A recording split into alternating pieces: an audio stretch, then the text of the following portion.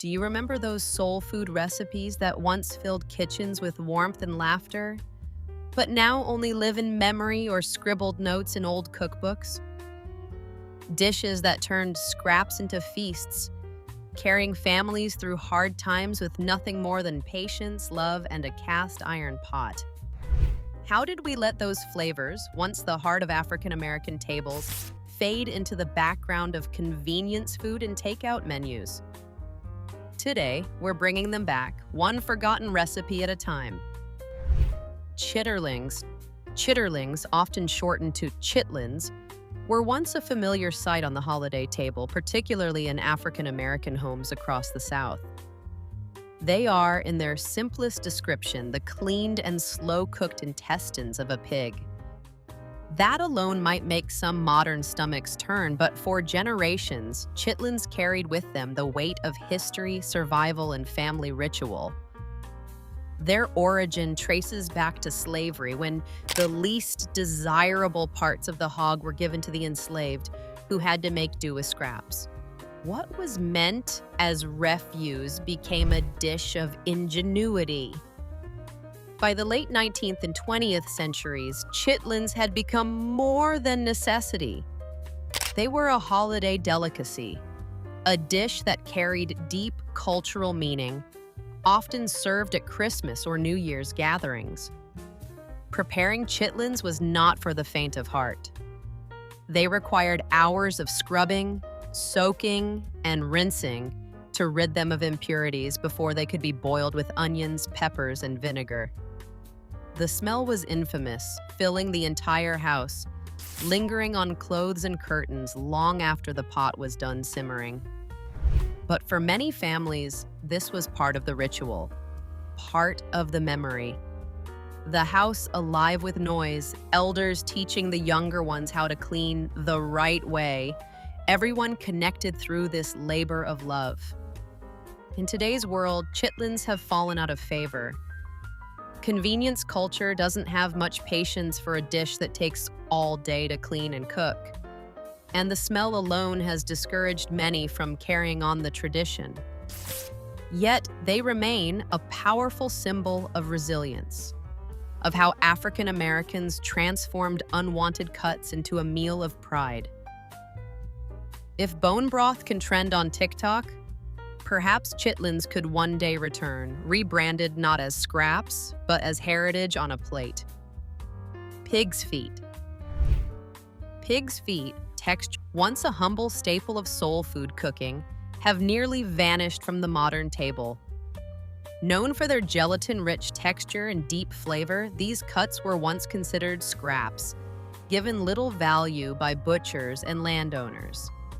For African American families, particularly in the South, pig's feet represented both necessity and resourcefulness. What others discarded became the basis for a filling, savory dish that could stretch to feed a household. They were often slow-cooked until tender, simmered with vinegar, onions, peppers, and spices, producing a broth so rich it clung to your lips. The preparation was as much about patience as it was about taste. Pig's feet required long boiling or braising, hours over a low flame until the cartilage broke down into silky, melt-in-your-mouth bites. Some families added them to collard greens or beans to deepen the flavor, while others served them as the centerpiece, paired with cornbread to soak up the tangy, peppery juices. Eating them wasn't dainty. You picked them up with your hands, gnawed around bones, and licked your fingers clean. It was food that demanded presence and rewarded patience. Culturally, pig's feet carried memory and meaning. They spoke to a time when nothing went to waste, when cooks turned the least into something worth celebrating. For many, the dish evokes images of crowded kitchens, elders teaching younger generations how to season the pot just right, laughter rising over the bubbling stove. The dish was as much about family and resilience as it was about flavor. Today, pig's feet rarely make it onto the menu. Modern diners lean toward convenience, boneless cuts, and neat portions. Yet, beneath the decline lies a lesson. In making pig's feet delicious, our ancestors transformed scarcity into artistry, proving that soul food was always about more than just eating. It was about surviving with pride. Souse meat. Souse meat, sometimes called head cheese, is one of those old soul food traditions that now lives mostly in memory and in the quiet corners of butcher shops. It wasn't really cheese at all, but rather a terrine made from the boiled scraps of a pig's head, ears, snout, and sometimes tongue, set in its own gelatin-rich broth and flavored with vinegar, onions, and spices. Born from frugality and necessity, it was a dish that wasted nothing and transformed the humble into something hearty and celebratory. For African American families, especially in the rural South, sow's meat was both a testament to resourcefulness and a way of stretching one animal into many meals. The preparation was not quick. A pig's head had to be cleaned, simmered for hours until tender, and then picked of every shred of usable meat. The broth, full of natural collagen, would solidify as it cooled, binding the chopped bits together. Vinegar provided tang, onions and peppers added brightness, and sometimes hot sauce brought heat. Once set in a pan, it could be sliced and served cold, often alongside crackers, cornbread, or even for breakfast with eggs. Its texture was firm yet tender, its taste savory with that sharp vinegar kick that cut through the richness. Culturally, souse meat was a dish of community. It often appeared at gatherings, hog killings, or celebrations when the whole animal was processed and shared. Families passed down recipes, each one a little different in seasoning, but carrying the same spirit of thrift and care. Eating souse wasn't just about filling the belly. It was about honoring tradition and making the most of what you had. Today, souse meat has nearly disappeared from everyday cooking, replaced by tidier and quicker options. Yet, it remains a reminder that soul food was forged not only in kitchens but in resilience, turning scraps into sustenance and sustenance into legacy. Neckbone stew. Neckbone stew is one of those dishes that carried entire families through lean times, though it rarely makes an appearance on modern dinner tables. It was born from thrift, from the habit of taking cuts that butchers consider scraps and transforming them into meals that were not just edible but deeply comforting. Pork or beef neck bones, with their small bits of meat clinging stubbornly to the bone, were inexpensive and plentiful in the past. They required time, patience, and a good hand with seasoning, but the reward was a pot of stew that stretched to feed a crowd. Cooking neck bone stew was an exercise in slow transformation. The bones were simmered for hours in a seasoned broth, often alongside onions, garlic, celery, and whatever root vegetables were on hand. Sometimes beans or potatoes were added to bulk it up, while collard greens or cabbage might appear if the season allowed. As the stew bubbled gently, the meat softened, releasing marrow and richness into the broth, creating a depth of flavor that no bouillon cube could ever match. The dish wasn't fancy, but it was honest, satisfying in the way only food made from scratch can be. Beyond the pot, neck bone stew carried memory. It was food that brought people together, filling kitchens with the scent of slow cooking, the clatter of spoons against bowls, and the sound of conversation stretching late into the evening. It represented resilience, the ability to turn the overlooked into nourishment. Today, neck bone stew has nearly vanished from the mainstream, lost in a culture that prefers quick meals and boneless cuts.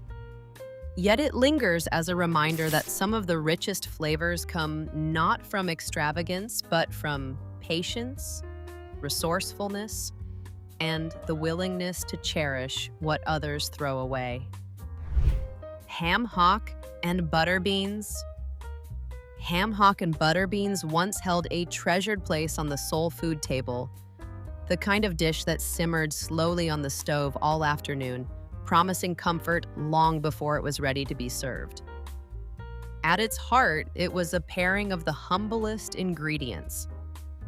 A ham hock, often left over from the smoked or cured parts of the pig, and butter beans, large and creamy legumes that softened into silk as they cooked.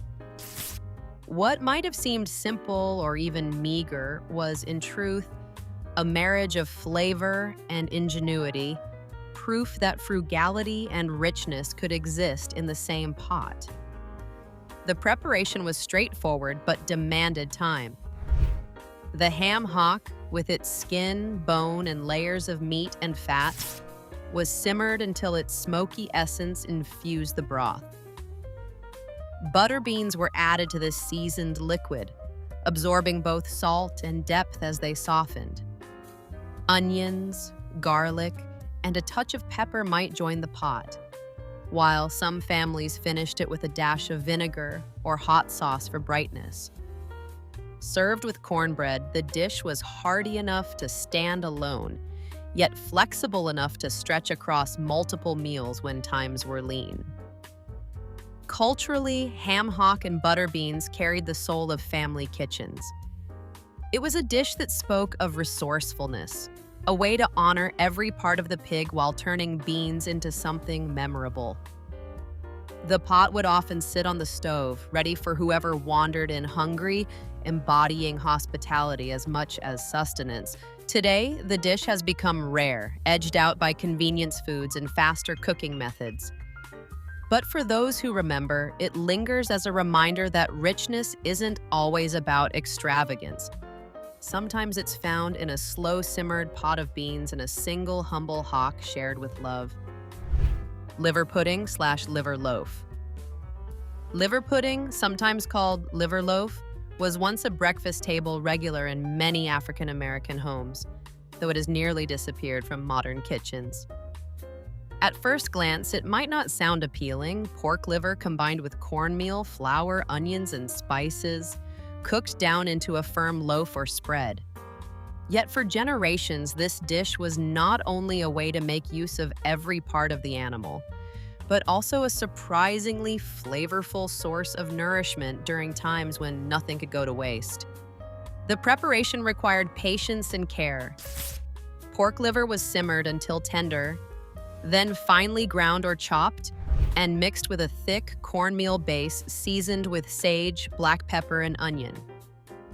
This mixture was poured into loaf pans, baked or steamed until set, and then sliced to serve.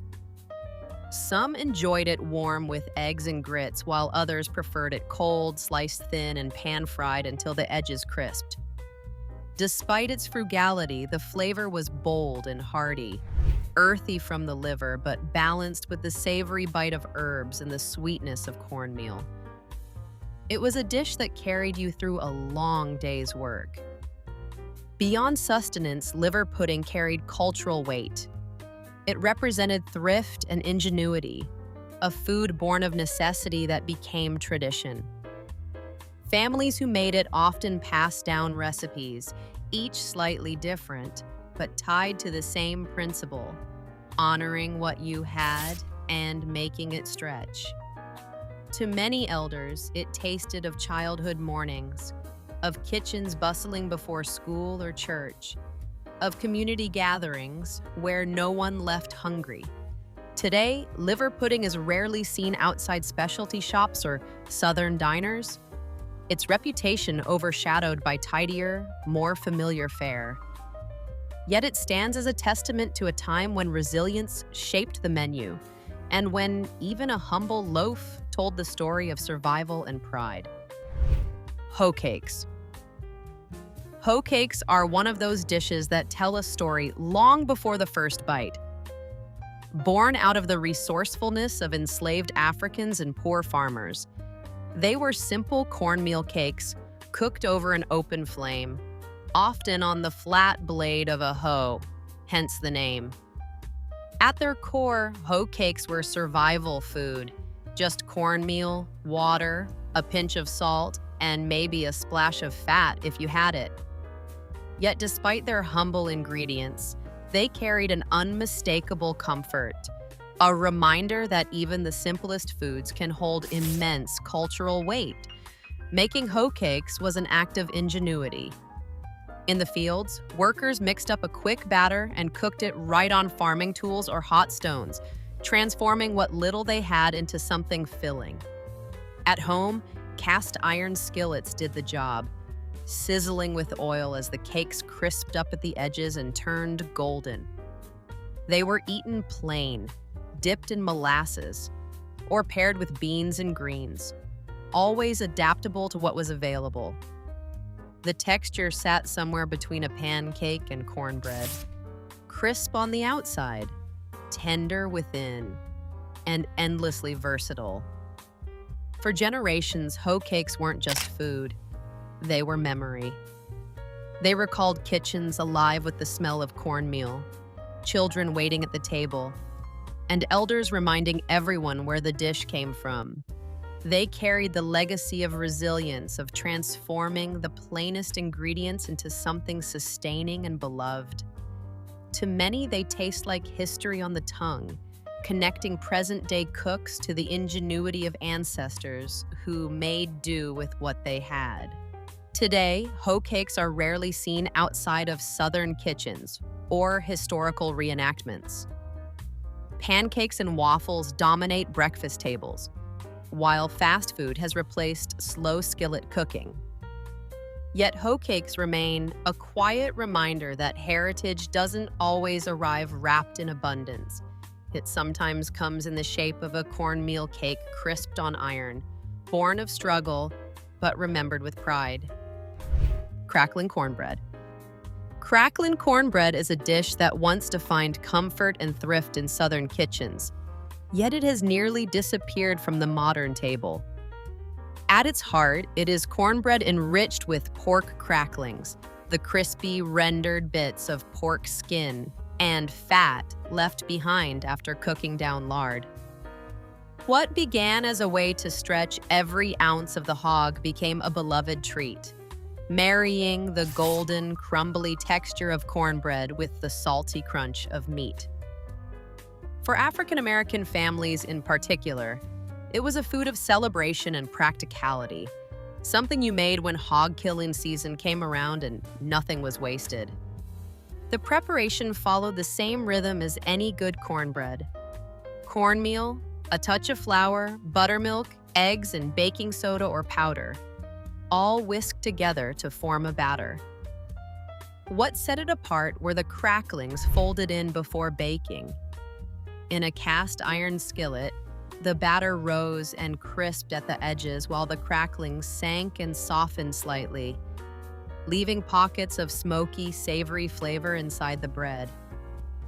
The result was hearty, satisfying, and rich enough to feel like a full meal when paired with greens or beans. More than just a recipe, crackling cornbread was about memory and tradition. Families would gather for hog processing days, long communal events where every part of the animal was put to use. The cracklings themselves were a prize, sprinkled into cornbread so that nothing went wasted. For children, the salty bites hidden in the bread were a treat, while for adults, it was a reminder of ingenuity born from necessity. Today, crackling cornbread has become rare, edged out by sweeter, fluffier versions sold in restaurants or box mixes that prize convenience over heritage. Yet it lingers as a reminder of a time when food told a story of survival, care, and the simple joy of making the most of what you had. Molasses bread. Molasses bread was once a pantry staple in African American households. A simple, quick bread born out of necessity, and flavored with the deep, almost smoky sweetness of molasses. In times when refined sugar was expensive or scarce, molasses stepped in as both sweetener and flavoring, bringing richness to a loaf that required little more than flour, a leavening agent, and whatever fat was on hand. It was the kind of bread that filled the kitchen with a warm, earthy aroma, stretching modest ingredients into something that felt abundant and comforting. The preparation was straightforward, which was part of its charm.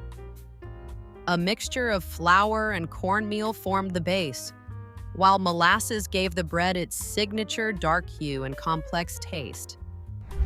Baking soda or yeast provided lift, and milk or buttermilk softened the crumb.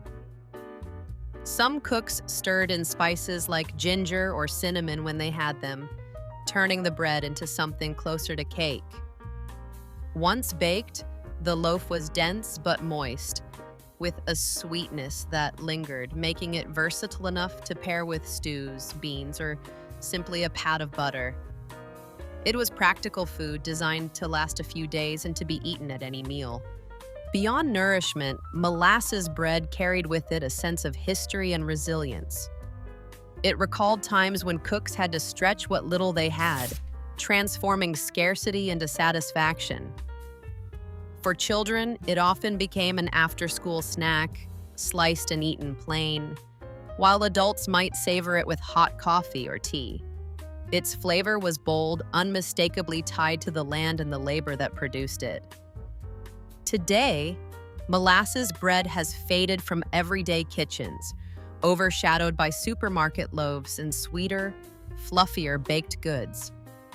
Yet it remains a quiet reminder that comfort often comes not from extravagance, but from the humble ingenuity of turning staples into something memorable.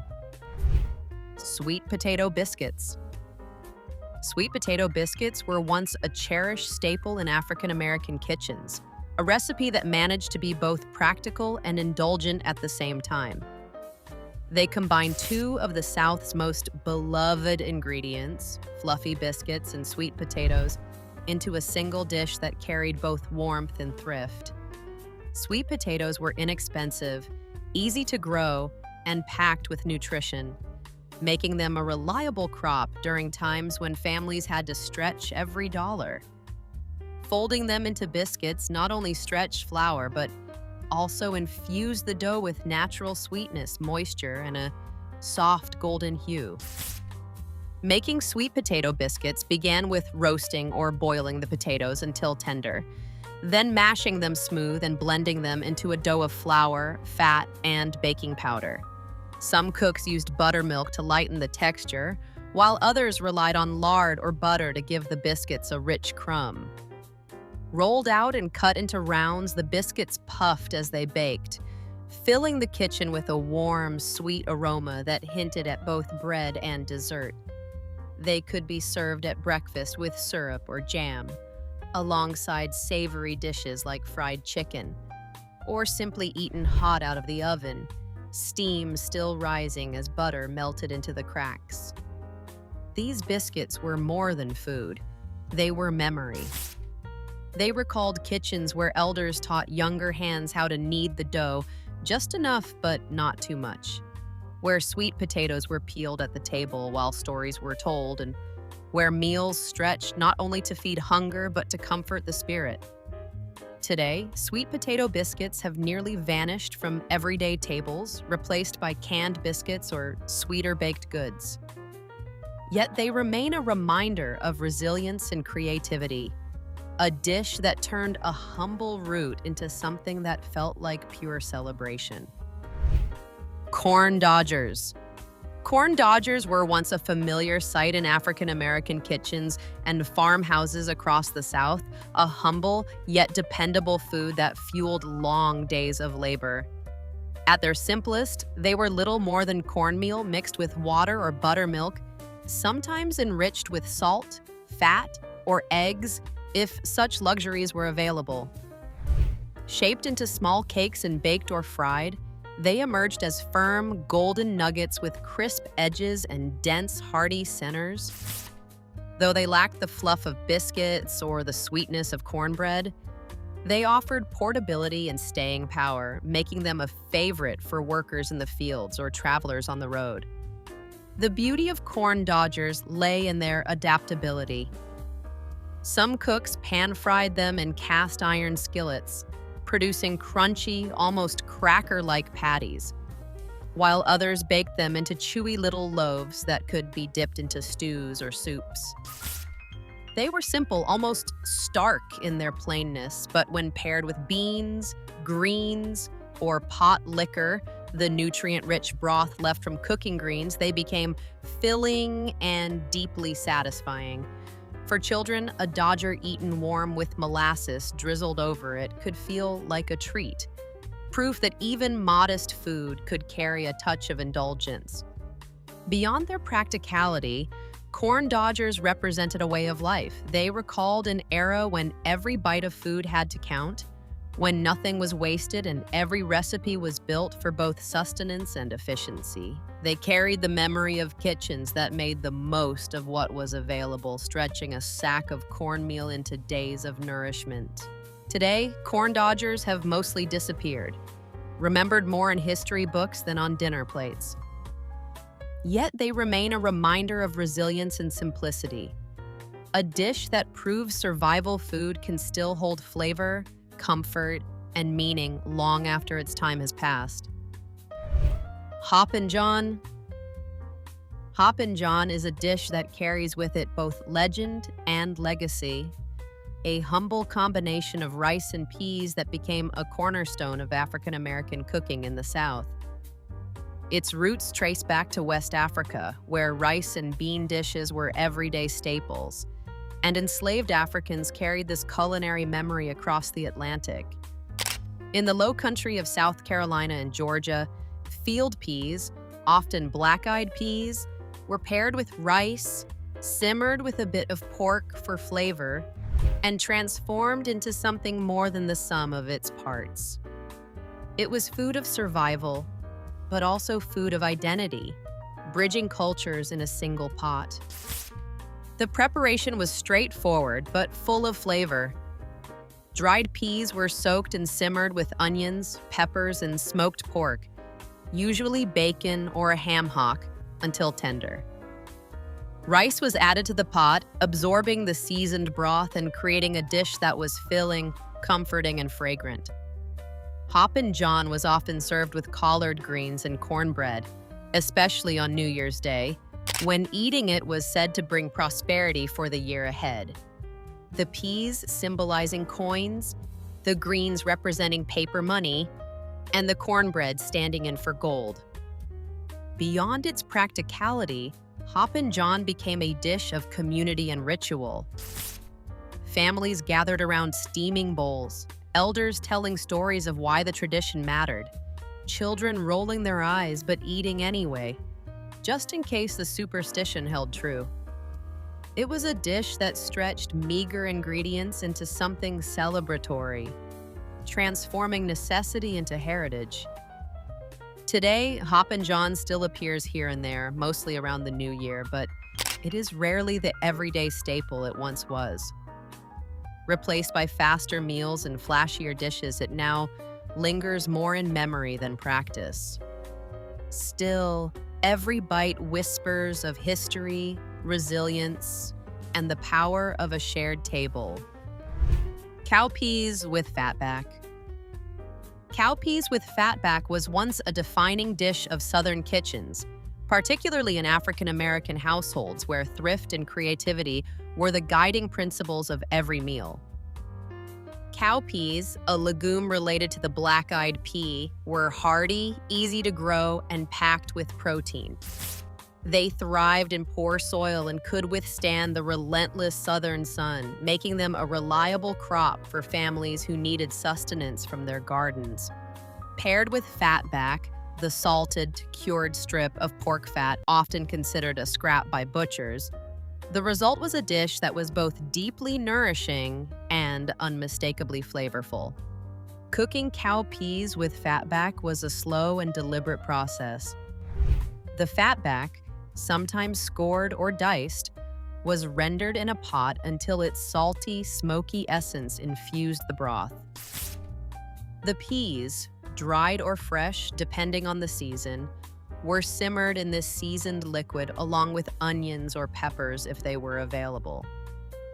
As the peas softened, they absorbed the richness of the pork, becoming tender, savory, and filling. It was food that didn't need frills. A simple slice of cornbread on the side was enough to make it a complete meal, stretching a pot of legumes into something that could feed an entire family. Beyond flavor, the dish carried cultural meaning. It was a reminder of resourcefulness, of the ability to transform humble crops and preserve scraps into something deeply satisfying.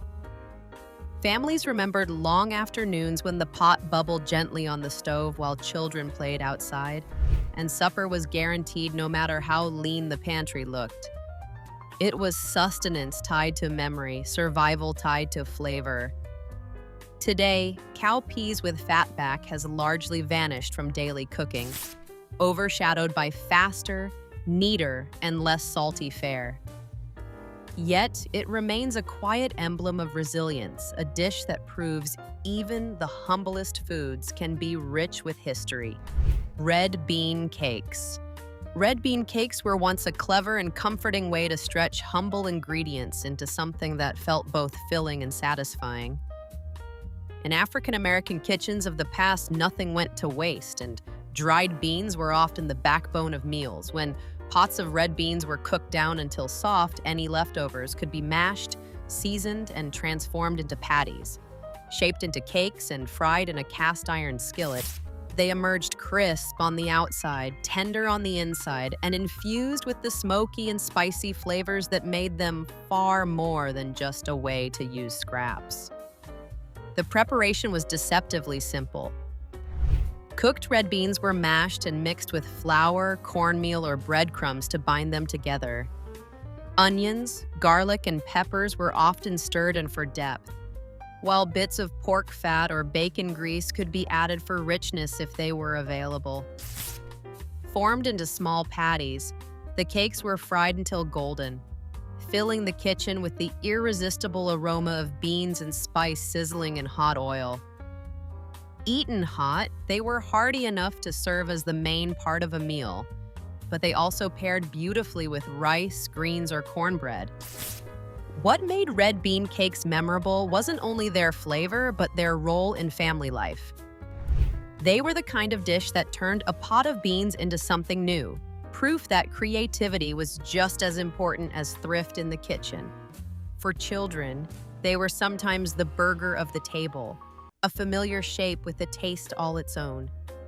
For adults, they were a reminder that modest ingredients could be coaxed into something remarkable with patience and care. Today, red bean cakes are rarely seen outside of home kitchens or old cookbooks. Yet, they remain a testament to ingenuity, proof that soul food has always been about finding abundance in the simplest of places. Rice fritters. Rice fritters, sometimes called callas in New Orleans, were once a beloved breakfast and street food in African American communities, though they have nearly faded from modern kitchens. They took leftover rice, a staple that was always plentiful in Southern households, and transformed it into something both practical and indulgent. By mixing the cold rice with flour, eggs, sugar, and spices, cooks could shape the mixture into small balls or patties, drop them into hot oil, and watch them puff into golden fritters. Served warm, dusted with powdered sugar, or drizzled with syrup, they were sweet, comforting, and deeply tied to tradition. The beauty of rice fritters lay in their ability to turn yesterday's meal into today's treat. Nothing was wasted, and nothing was ever too plain to be made delicious. Depending on the cook, they might lean more towards savory with a touch of onion or pepper, or towards sweet with cinnamon and nutmeg. Either way, the result was a crisp exterior giving way to a tender, chewy inside that spoke of both thrift and creativity. They were portable, easy to make in batches, and popular with children who waited eagerly for the first plate to hit the table. But rice fritters were more than food, they were culture. In New Orleans, Black women, known as kalas women, sold them in the streets, their baskets filled with warm fritters wrapped in cloth. The call of kalas, was once a familiar sound, an early form of food vending that tied community, tradition, and survival together. For many families, rice fritters were weekend breakfast fare, the kind of dish that brought everyone to the table with smiles. Today, rice fritters rarely appear outside of historical cookbooks or reenactments. Yet their memory lingers as a sweet reminder of resilience, resourcefulness, and the joy of making something special from almost nothing. Collard green stems stir-fry. Collard green stems stir-fry was once an unspoken tradition in African American kitchens, a way of honoring the principle that nothing should ever go to waste. When collards were picked, washed, and simmered down into the long-cooked greens so many families loved, the thick stems were often set aside. For some cooks, those stems were discarded. But in homes where frugality and creativity ruled the day, they became the foundation of their own dish. Chopped finely and sautéed or stir-fried, they turned into something hearty and flavorful, a companion to the tender greens that might otherwise have been overlooked. The preparation was simple but thoughtful. The stems were trimmed, diced small, and softened in a skillet with fatback, bacon grease, or lard until tender. Onions, garlic, and peppers could be added for depth, while a splash of vinegar brightened the dish at the end. The result was a side that was earthy, slightly sweet, and pleasantly chewy, with flavors that spoke of both thrift and ingenuity. Served with cornbread or alongside beans, the stir-fried stems brought texture and variety to the plate, proving that even the toughest parts of the garden could be made delicious. Beyond the taste, this dish carried memory and meaning. It reflected a time when waste was unthinkable, when every part of the harvest was honored and used. Children might have wrinkled their noses at the thought of eating stems, but they learned early that food was precious and that a good cook could transform anything. In many ways, it was a dish about respect for the land, for labor, and for the people who had to make do with little. Today, collard green stems stir-fry has largely disappeared, overshadowed by more polished vegetable sides. Yet it stands as a quiet reminder that soul food has always been about resourcefulness, resilience, and the art of making the overlooked unforgettable. Stewed okra and tomatoes. Stewed okra and tomatoes is one of those dishes that once graced countless Southern tables, but has nearly slipped out of everyday memory. At its heart, it was a garden dish, born from the abundance of summer when okra pods and ripe tomatoes seemed endless. African American families, especially in rural communities, knew how to turn that bounty into meals that stretched across the week. With just a pot, a little seasoning, and a lot of patience, stewed okra and tomatoes became more than vegetables simmering together. It became a symbol of the connection between land, family, and sustenance. The preparation was as straightforward as it was flavorful. Fresh okra, sliced into rounds, was simmered with chopped tomatoes until the two melded into a thick, savory, sweet stew. Onions, garlic, and peppers often joined the pot, while bacon grease, salt pork, or a ham hock gave the broth its smoky backbone. Some cooks added corn or rice to bulk it up, while others kept it simple, letting the tang of the tomatoes balance the earthiness of the okra. The stew thickened naturally thanks to the okra's texture, producing a dish that was both hearty and comforting. Beyond the flavor, stewed okra and tomatoes carried with it a deep sense of seasonality and tradition. It was a dish that reminded families of summer gardens, of long days spent picking vegetables under the sun, and of the pride that came from eating what you grew. Shared at Sunday dinners or weekday suppers, it brought people together, filling the kitchen with its rich aroma and the reminder that even the simplest harvest could become something special. Today, stewed okra and tomatoes is rarely seen outside of home kitchens or old cookbooks. Yet it remains a reminder of resilience and resourcefulness. Proof that soul food has always been about turning what the land provided into nourishment for both body and spirit. Fried green tomato sandwiches. Fried green tomato sandwiches once offered a taste of summer's promise in the leanest times, though today they are more a novelty than a staple. When tomatoes were still unripe and firm on the vine, cooks sliced them, dredged them in cornmeal, and fried them until golden. The result was crisp on the outside, tangy and tender on the inside, a dish that transformed impatience into ingenuity. But the sandwich took this a step further, slipping those fried slices between bread, often with a swipe of mayonnaise or mustard, creating a meal that was simple, filling, and perfectly Southern in its resourcefulness. The preparation was quick and practical. Green tomatoes were cut thick, coated in seasoned cornmeal or flour, and fried in hot oil or bacon grease until they crackled with each bite. Layered on soft white bread, often with lettuce or a slice of onion, they created a sandwich that was cheap yet satisfying. It didn't require meat, which made it especially valuable during times when money was scarce or the pantry was bare. The sharp bite of the tomato against the creamy spread and the crunch of the breading made every bite memorable, a balance of textures and flavors that needed no embellishment. These sandwiches carried more than taste. They carried memory.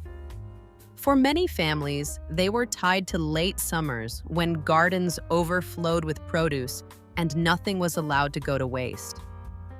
Children might have been sent to pick the firmest green tomatoes, while elders taught the technique of frying them just right.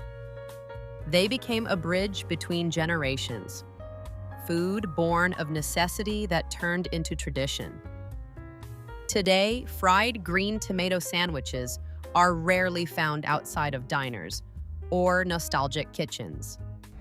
Yet they remain a quiet reminder of resilience, proof that even unripe fruit and day-old bread could be turned into a meal worthy of pride. Cabbage and bacon ends.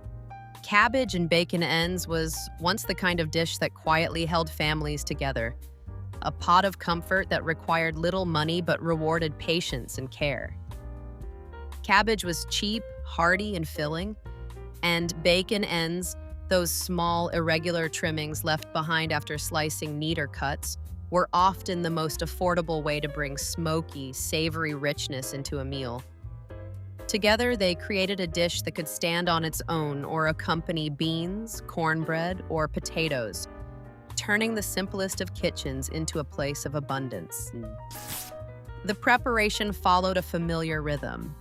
The bacon ends were rendered in a cast iron skillet or heavy pot until they released their fat and crisped slightly. Into this went wedges or shreds of cabbage, tossed to soak up the smoky drippings before being covered and left to soften over low heat. Sometimes onions or peppers were added for extra depth, and a splash of vinegar or hot sauce at the end brightened the flavors. Slowly, the cabbage collapsed into tender, flavorful strands, its sweetness balancing the salt of the pork. The dish was inexpensive, but it was never plain. Every forkful carried layers of richness. Beyond sustenance, cabbage and bacon ends spoke to tradition. It was a weekday dish, the kind of meal that might greet tired workers at the end of the day or simmer gently while children played outside. It stretched ingredients, ensuring that no scrap of meat and no head of cabbage ever went to waste. In many homes, it became synonymous with practicality and comfort, proof that even the humblest foods could nourish body and soul. Today, cabbage and bacon ends rarely receive attention in cookbooks or restaurants, yet they remain a testament to resourcefulness. They remind us that true soul food was never about extravagance, but about making the most of what you had and sharing it with love. Turnip green pot liquor soup. Turnip green pot liquor soup was once a staple in African American kitchens, especially in the rural South, though it has nearly faded from everyday meals.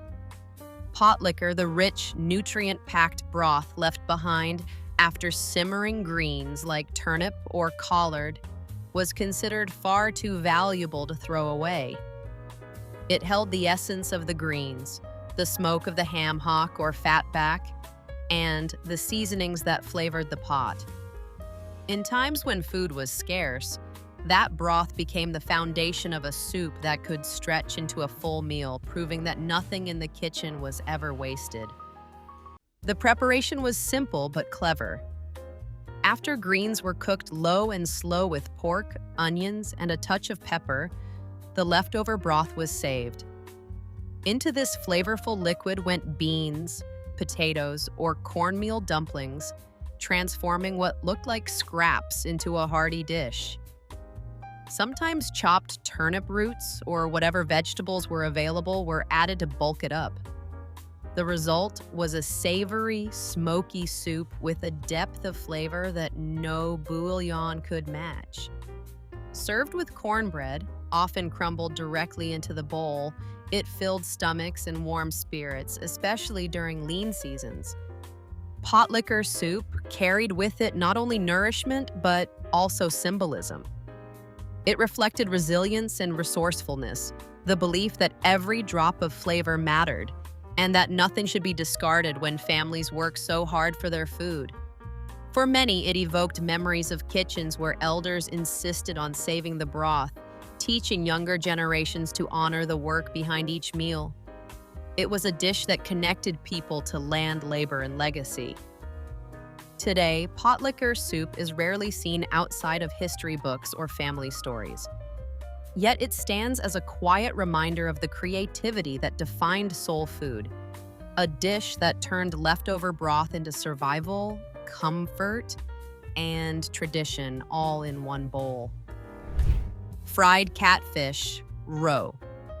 Fried catfish roe is one of those dishes that slips easily into the category of forgotten treasures, once common in southern kitchens but now rarely seen.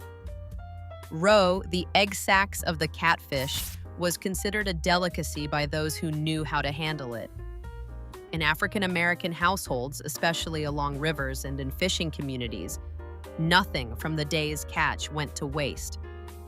The fish was filleted, the bones used for stock, and the roe saved for frying.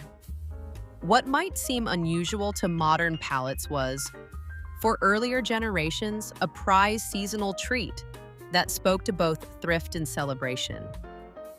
Preparing catfish roe required care.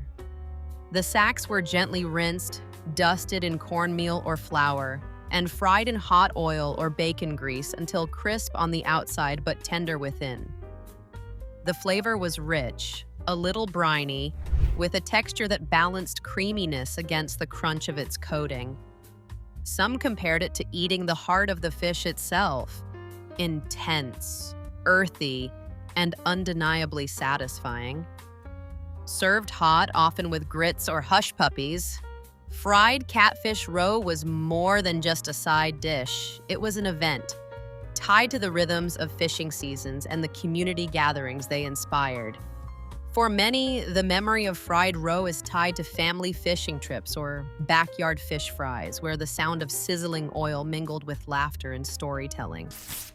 Children might wrinkle their noses at the idea of eating fish eggs, but once they tasted that crispy, savory bite, they learned why elders held it in such esteem. It was food that carried with it both flavor and heritage.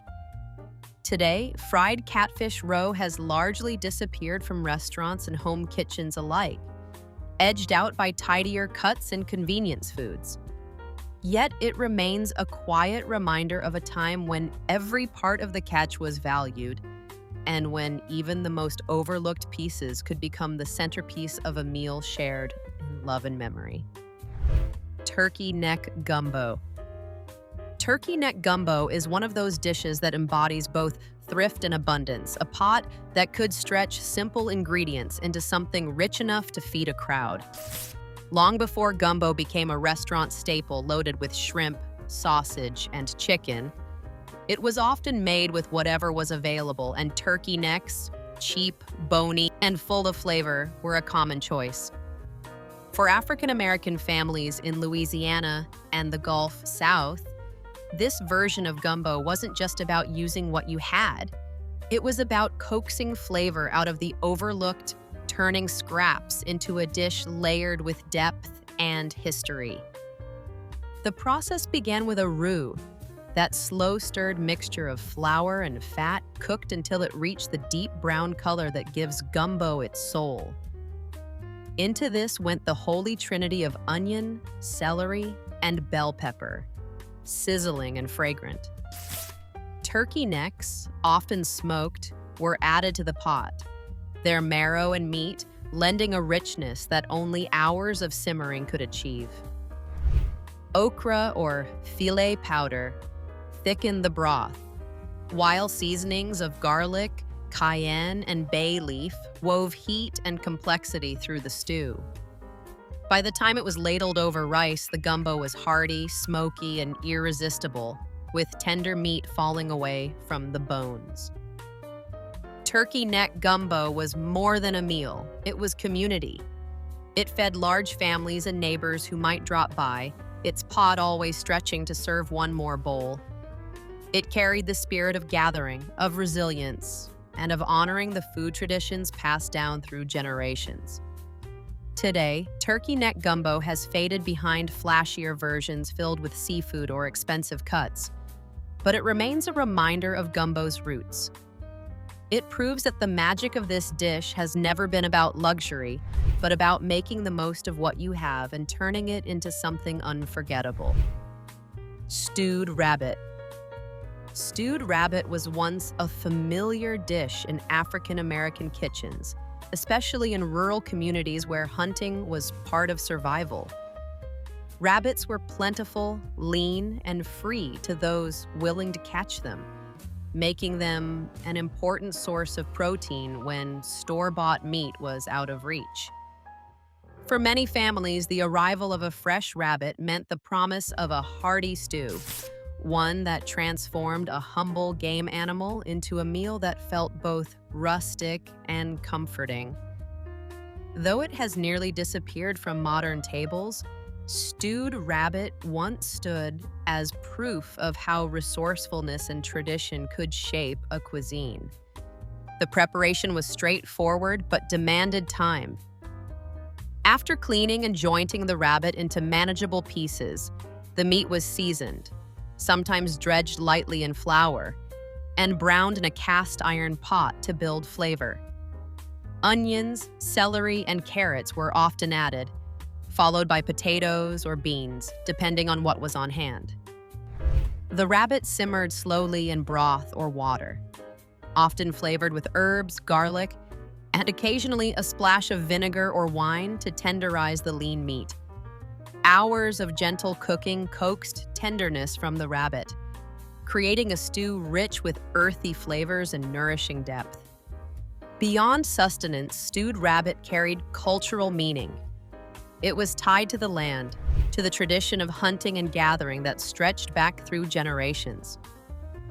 For many children, the dish brought memories of elders returning from a hunt, of kitchens warming with the aroma of slow simmering stew, and of meals shared where nothing was wasted. It was not just food, but a practice of living in harmony with what the land provided. Today, stewed rabbit has largely vanished, pushed aside by supermarket convenience and unfamiliarity. Yet it lingers in memory as a reminder of resilience, resourcefulness, and the way simple traditions could turn necessity into a feast. Frog legs fried Southern style. Frog legs fried Southern style may sound unusual to modern ears, but they were once a treasured dish in many African American households, particularly in rural areas where hunting, fishing, and foraging provided much of the family's food. Frogs were plentiful in the South's creeks and bayous, and their legs, lean and tender, were considered a delicacy that didn't cost a dime if you were willing to catch them. For families with limited means, frog legs weren't exotic. They were practical, a free source of protein that could be cooked up with the same love and attention as chicken or fish. The preparation was straightforward and familiar, often mirroring the way fried chicken was made. The legs were cleaned, soaked in buttermilk to tenderize them, and then dredged in seasoned flour or cornmeal.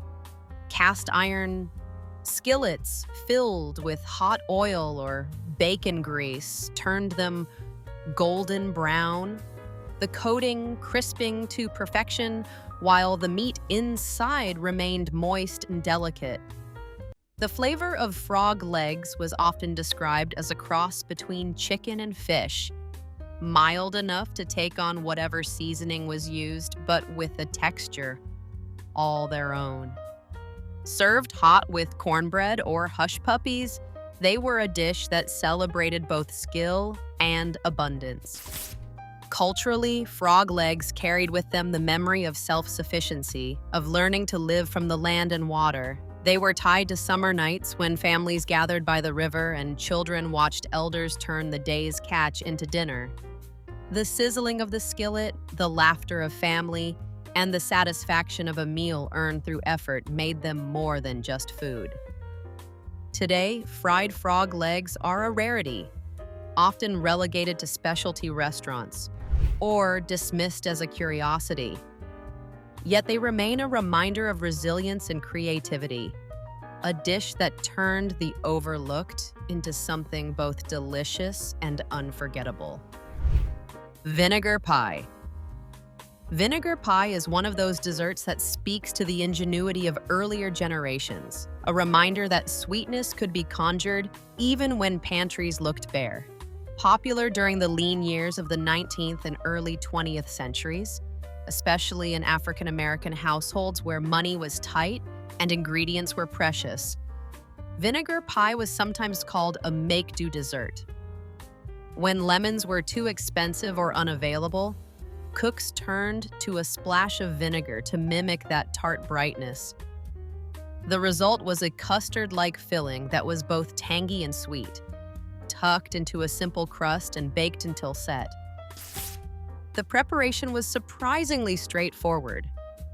Flour, sugar, eggs, and butter formed the backbone of the filling, while vinegar provided the sharp edge that balanced the richness.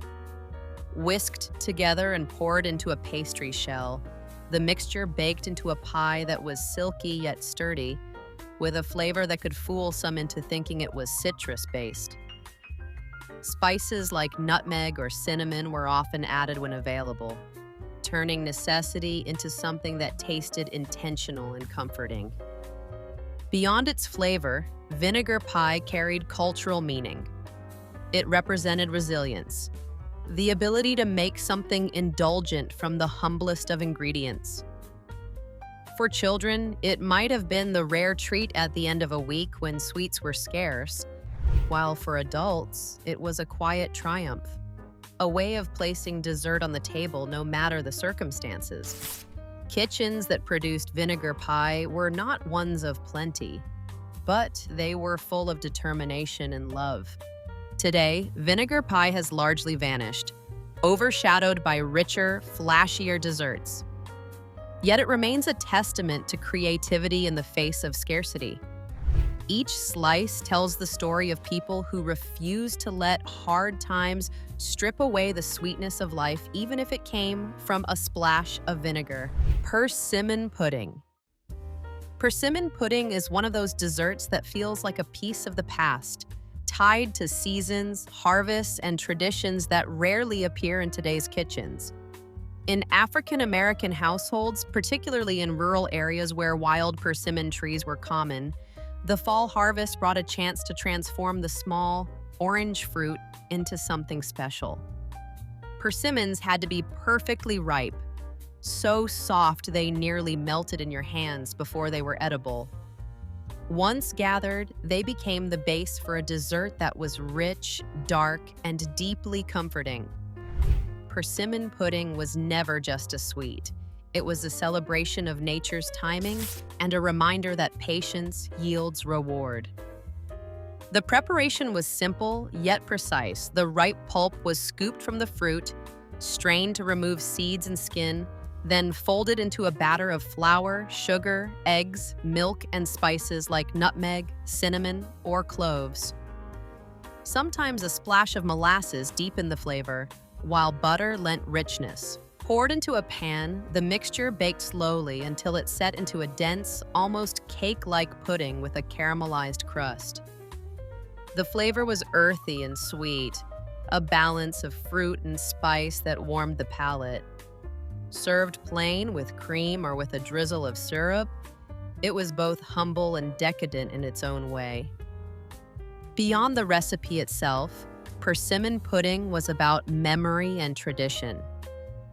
Families looked forward to persimmon season, the gathering of fruit, often done by hand, sometimes with children sent out to collect what had fallen to the ground. The pudding that resulted became a symbol of the season's change and the resourcefulness of making use of what the land freely offered. Today, persimmon pudding is rarely made, overshadowed by year-round supermarket desserts.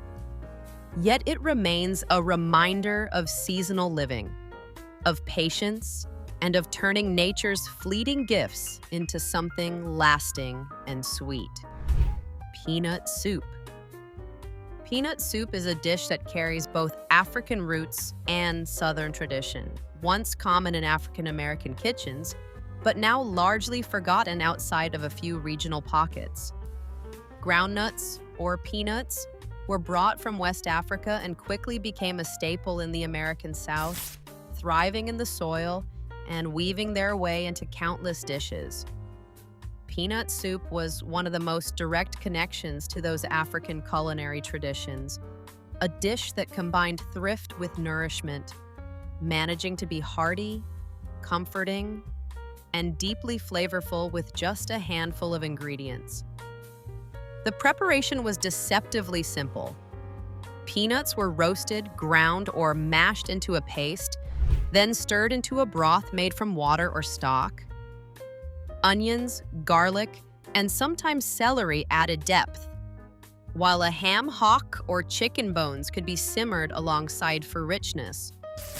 The soup thickened naturally as the peanuts broke down, creating a velvety texture that was both earthy and nutty.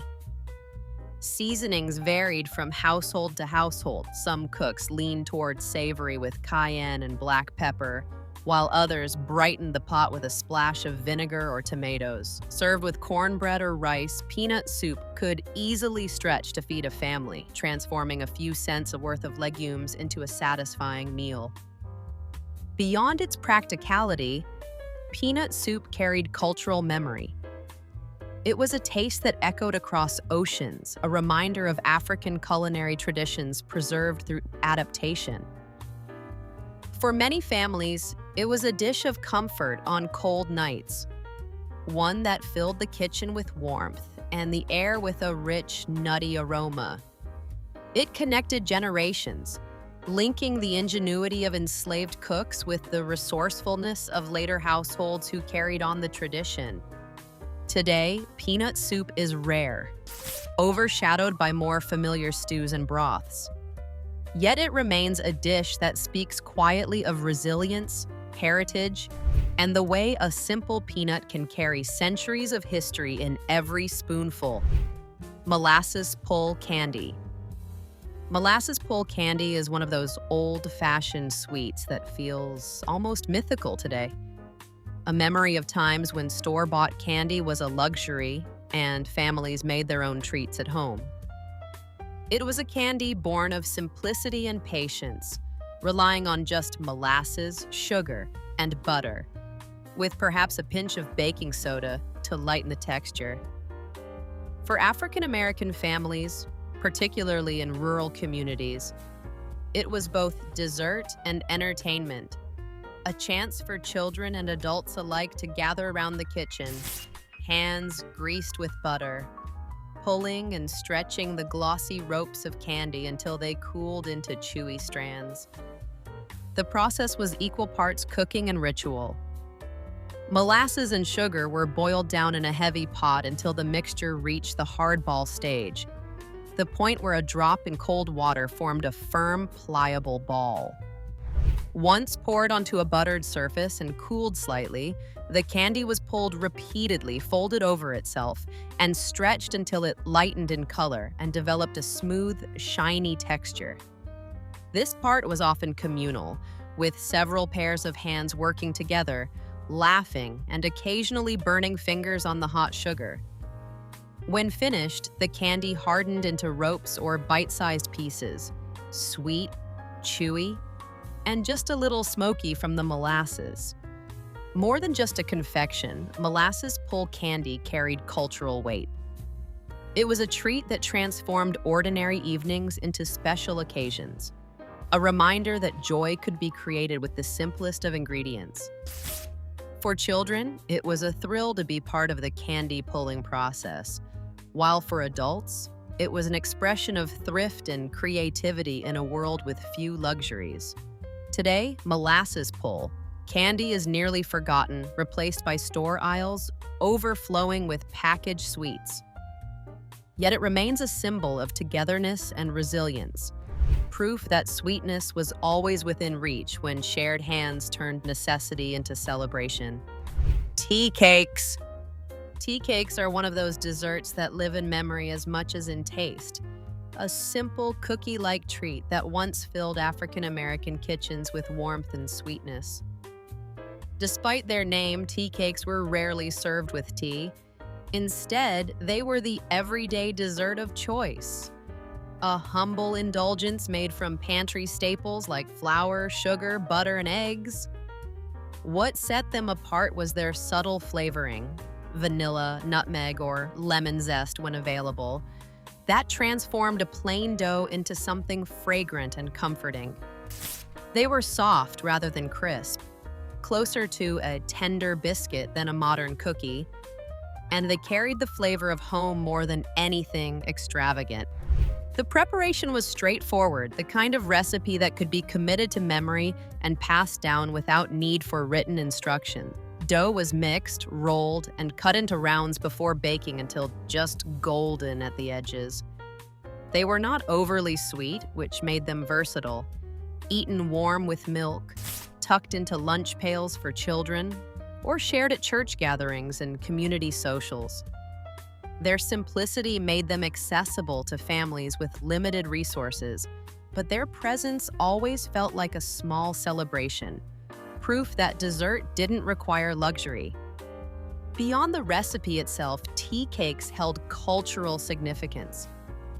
For many African American families, they were the taste of childhood, a link to grandmothers and great aunts who baked them by instinct. Stories and traditions were often shared over trays of tea cakes, turning a modest dessert into a vehicle for memory and connection. They symbolized continuity, the passing down of not just food, but heritage. Today, tea cakes have mostly disappeared from modern kitchens, replaced by packaged cookies and more elaborate sweets. Yet they endure as a symbol of resilience and love, a reminder that even the simplest recipes can carry generations within their soft, sweet crumb. Blackberry dumplings. Blackberry dumplings were once a summertime treasure in African American kitchens, a dessert that transformed wild fruit into something rich, warm, and deeply comforting. In rural communities, blackberries grew in thickets along fence lines and dirt roads, free for the picking if you were willing to brave the scratches of thorns. Families, especially children, would gather buckets of the berries, their hands stained purple and their baskets heavy, knowing that pies, jams, or dumplings awaited at home. Dumplings were a particularly beloved use for the fruit because they stretched a handful of berries into a dessert that could feed the whole family. The preparation was as simple as it was ingenious. Fresh blackberries were simmered with sugar and water until they released their juices, creating a bubbling, syrupy base.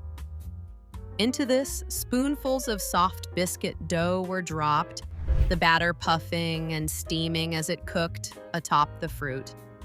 The dumplings absorbed the tart, sweet blackberry flavor while keeping their pillowy texture, creating a dish that was both hearty and indulgent.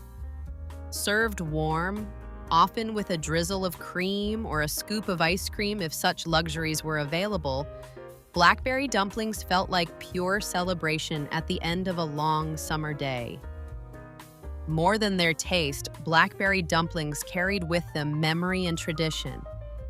They were tied to the rhythms of the season, to the joy of foraging and the pride of bringing something home from the land.